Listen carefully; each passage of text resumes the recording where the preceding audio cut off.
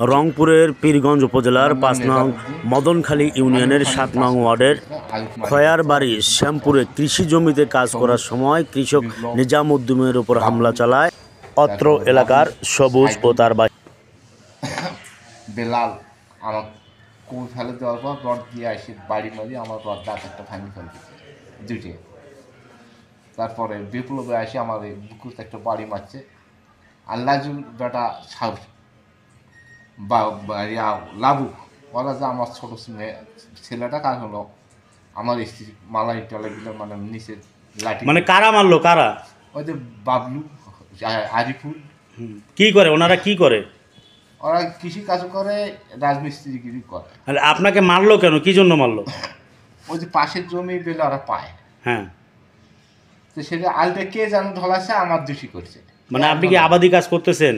আমার ধরো আমি মাটি কাটতেছি, আমার কাছে কাছে আল ঢালার লোকে। আচ্ছা, আপনার গ্রামের নাম কি? খয়ারবাড়ি শ্যামপুর। কত নম্বর ইউনিয়ন ওটা? ৫ নম্বর ইউনিয়ন।